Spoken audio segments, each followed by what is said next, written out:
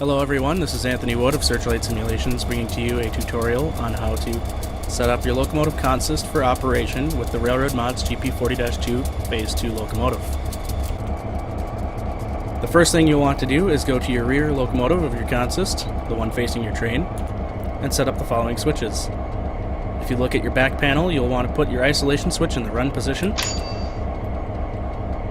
and you can initialize your lights to be in whatever status you want them to be. So I'll turn on the step lights and the headlights in the dim position.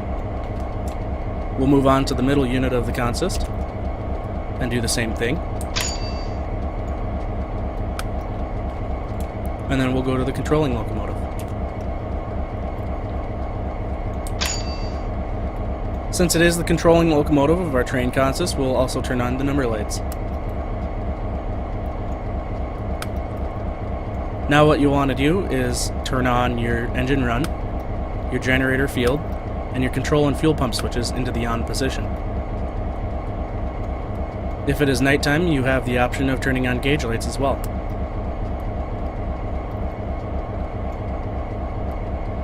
Observing the gauges, you will see that your equalizing reservoir and your brake pipe pressure are at 90 psi.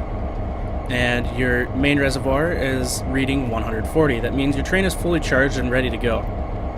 Another option you may have, if your train is running with an ETD, is to arm and test your ETD with the head of train device, also known as Mary in railroad lingo. To do this, you will press the communications test and arm button one time. You'll see the status light change from emergency disabled to emergency enabled, and also observe that the high visibility marker is in the on position to show that your light is flashing in the rear, and that the rear of your train is also showing stop. Also turning on is your accelerometer that will allow you to know how fast your train is accelerating or decelerating. It helps to know this when operating a train to properly run it. That way you're not having run-ins and run-outs, and you can tell when you need to add more throttle or reduce throttle. You'll also see the rear pressure of your train. In this case, it's a little out of calibration, and it's showing 91 psi versus my head end's 90 psi. The number will depend on the train length, so if you have a longer train and you have a lot more leakage, you'll have a lower pressure on the rear. So now that we're all set up here in the cab, we are ready to run. We can also turn on the headlights as we will, and we can actually put them on a medium, dim, medium, or bright plus ditch light position. We'll move the reverser into the forward position, and the engine has revved up to the actual idle speed instead of low idle. Advance your throttle into the notch 1 position. You can observe that the ammeter is indeed climbing. The engine bogs down slightly as it is providing tractive effort, and you can advance the throttle as much as you want to get the desired acceleration rate.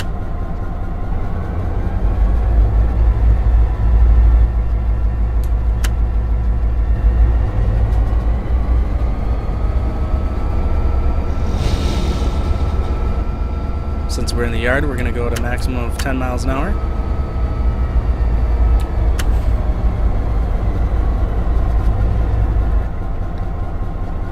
And while operating, you have a number of interactive elements in the cab to operate, such as manually operating the wipers to move them in or out of positions so you can see better. This is controllable on each wiper, except for the middle one. The middle one is obviously conjoined with the control arm there. You have interactive windows on both sides of the cab, and notable audible differences between the two positions.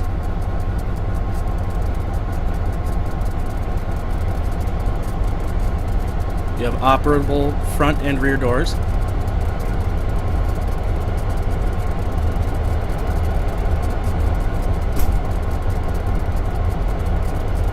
You also have an operable air conditioner.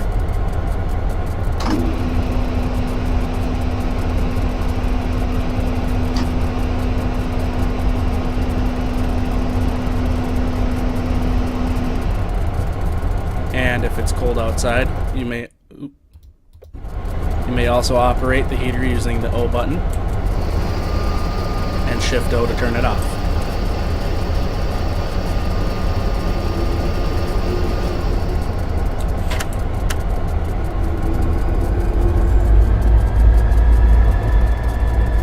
So that's been the basic tutorial on how to get your train moving, and of course there are more features beyond that as well. They'll be covered in the second video following.